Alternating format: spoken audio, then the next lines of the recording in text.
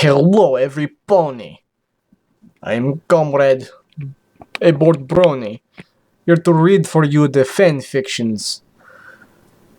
Alright, I was bored, I had caffeine, I apologize. You didn't deserve that. And until we have,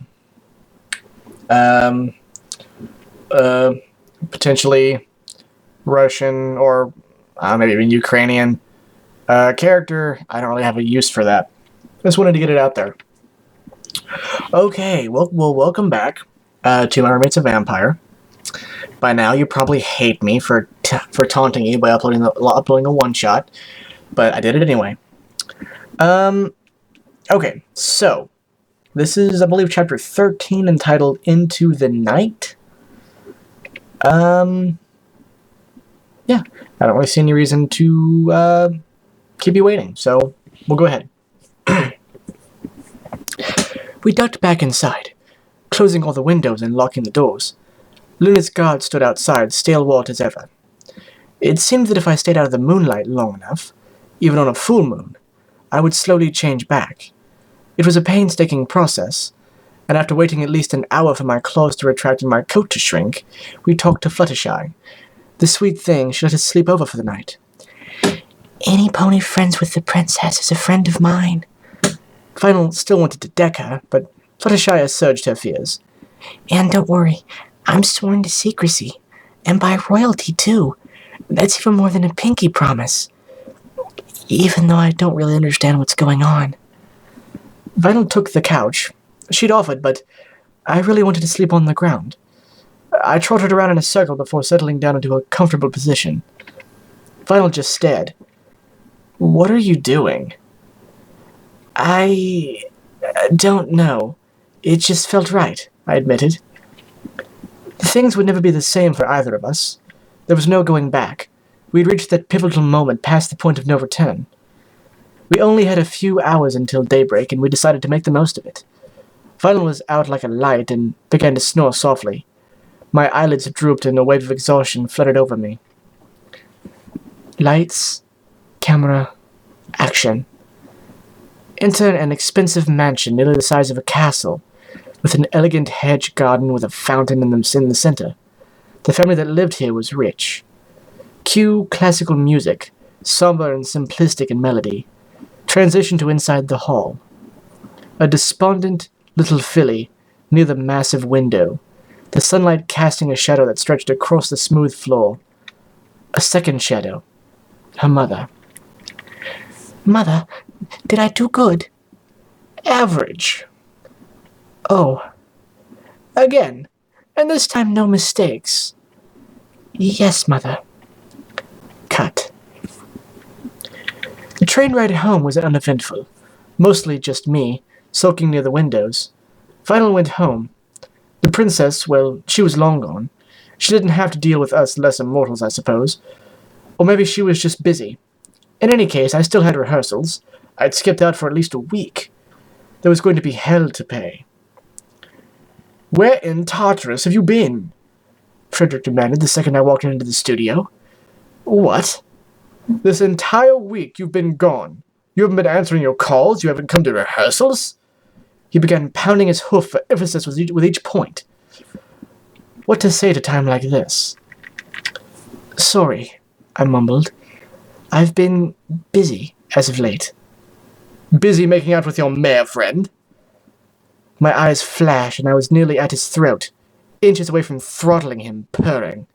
What I do in my own personal life is none of your business. Their jaws hit the floor. Hoppo and Brass Beauty stared, unable to comprehend the calm and stoic Octavia losing her cool. Frederick mumbled an apology. He sniffed, his nose scrunching up in distaste at our close proximity. Ugh, you smell like a wet dog. Are you going to let him talk to you like that? Show them who's boss. And you look like you just stuck your face in a blender and set it on high, but you don't see us telling you about it. I snapped before I could even process the words coming from my mouth. I stuffed a hoof in my mouth, my eyes bulging. Oh, you have the right to remain burned, Brass hollered, shoving her hoof in his face. Hoppo glanced worriedly at me, idly strumming his harp. What was I saying? I'm sorry, I managed to stammer before I ran from the room, not even bothering to bring my cello along with me.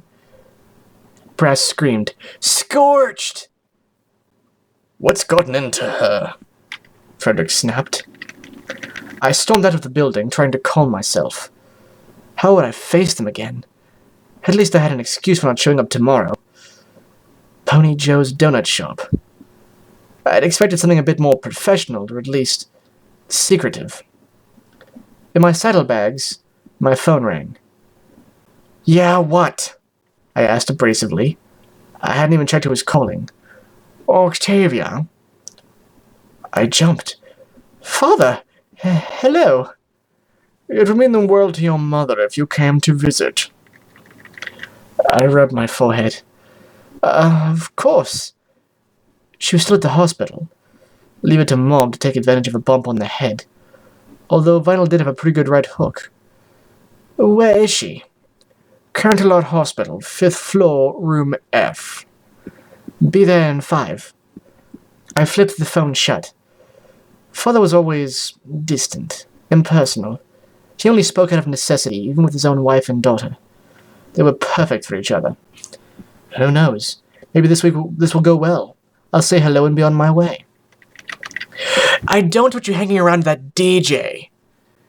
You don't get to tell me what to do, I shouted before I even realized what I was saying. Those weren't my words, and that wasn't my voice. Watch your mouth, young filly. I'm still your mother, she screamed back. I'm not your little filly anymore. You will do as I say. Buck you, I barked impulsively. She gasped, horrified. Octavia! I slammed the glass door behind me, cringing as I heard the sound of glass splashing all over the floor. Nurses and doctors stared. One dropped the pencil she was holding in her mouth. A desk pony spilled her coffee. You could hear her pin drop.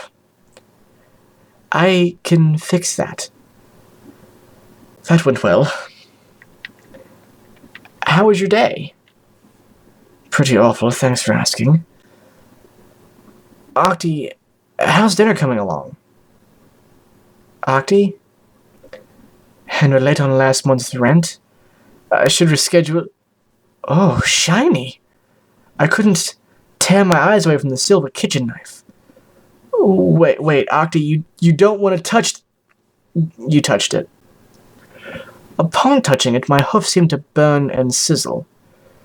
It seems my hoof has spontaneously combusted into flames, I noted dully, holding it up for her to see. Quite, Vinyl said. Shall I get the fire extinguisher? Break in case of supernatural creatures. Please do. Cue screaming. First day as a lichen, and somehow I'd managed to end up in the doghouse. Vinyl hadn't wanted me to stay home by myself. She would insist on having some pony come over to watch me.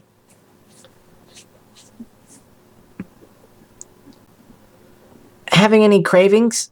Any homicidal thoughts lately? Sure. I could kill you for doing this to me, but I won't. I assure you I'm fine, I lied. I'm perfectly capable of taking care of myself. Look, I'm not too comfortable with this. I'll have some pony come check on you when they can, alright? The second the door closed, I began pacing in a circle. My tail wagged around even as I tried to read, to take my mind off of things. I couldn't stay still. I had to move. I couldn't help it. I had no control over my own faculties. I sat down on the couch, only to start scratching. It was getting worse. They are weak. The voice in my head wouldn't shut up. I needed something, anything to take my mind off my current situation. Turning to the bottle would have been irresponsible. I was better than this, better than the lichen in me. You are strong. I slumped over, groaning. I took out a glass with 2 ice cubes and a bottle of scotch, pouring a good amount in. Swirling it around, I studied the orange liquor before tilting the glass back. It was unbecoming of me, really. I didn't booze very much. Once in a while, maybe Not all the time. You are the alpha mare. Shut up. The drink went down like fire. You poor, helpless thing. I needed a refill. There was a time when I rejected things like destiny or fate. I was starting to figure out that I had the worst luck in Equestria. There was nothing more deceiving than the belief that you ran your own life, that you have some semblance of control, that you were large and in charge. We were all insignificant specks of dust in an infinite universe trying to make the best of our situation. No pony knew what they were doing, why they were doing it in the first place. It was like gambling. The cards had been dealt, and what was left was us grasping at straws. You play or you pay. Or maybe it was like playing jazz music. You just roll with it. You just improvise. I knocked back another one. Yeesh. Ponies always told me I got sappy and philosophical when I drank.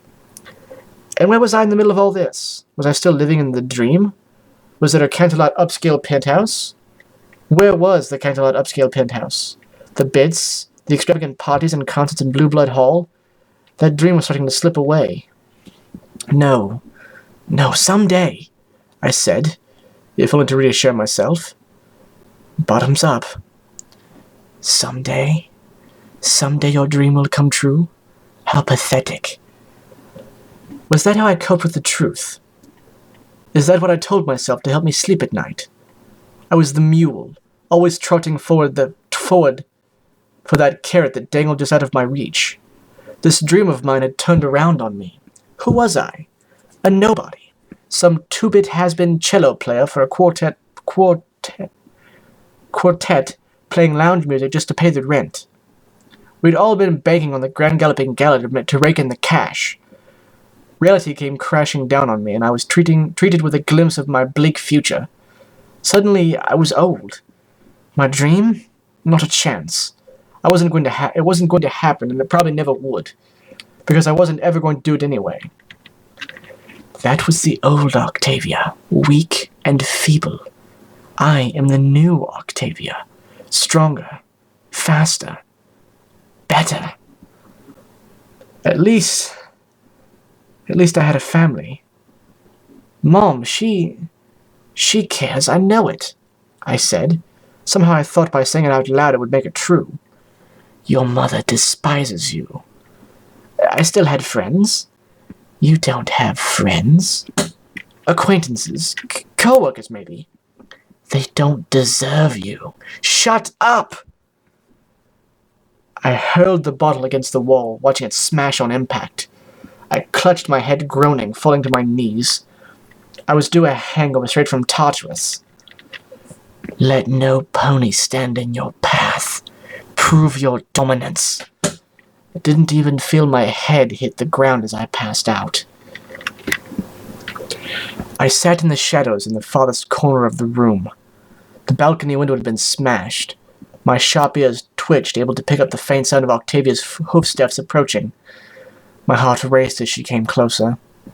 That final moment as she fished her key out of her bag and shoved it into the lock, twisting it. The door swung open and Final stared. Jeez, Art, you look like hell. She stepped forward into the light. She stopped when she saw my face. Is that blood? Dark crimson stained my coat and my muzzle. It was like the life had been sucked out of my eyes. I was scared, traumatized. I stared off into the distance in a 1,000-yard stare. All it took was a nod and Vinyl dropped her bags, rushing over to me. What happened? She asked. I don't know, I spat. I felt that rise of the old familiar feeling in my gut. Wait. No, that's just... I ran over to the bathroom, emptying the contents of my stomach into the toilet. What had I eaten? Never mind, I didn't want to know. Ignorance is bliss. Did you get drunk? You bet your ass I did, I gasped, wiping my mouth before I continued to retch. My contact said she rang the doorbell at least 12 times. She tried knocking and almost considered bucking the door down. Vinyl leaned in. I didn't want to kiss. It made me sick. Instead, she licked the blood from my cheek, smacking her lips. Rabbit. I didn't even want to know how she knew what rabbit's blood tasted like. What did you do? I already told you, I don't know. 1 second I'm in the loft, passed out on the floor, and when I woke up I was still here, except this time I'm covered in... Vinyl wasn't playing around anymore. She was locking the doors, closing all the windows, pulling all the curtains. Did any pony see you? She demanded. How am I supposed to know? I growled. For a while, Vinyl struggled over what to do, muttering to herself before settling on a decision. Octavia, I gotta run. What? She sighed. It seemed like she was in a hurry. You want to know what I do for the inner circle? This is what I do. I run damage control. Now I gotta go and clean up my mess. It's practically the dead of night, Vinyl. How are you even going to find out what I did? I got this. She grinned cockily. Vinyl. She turned briefly.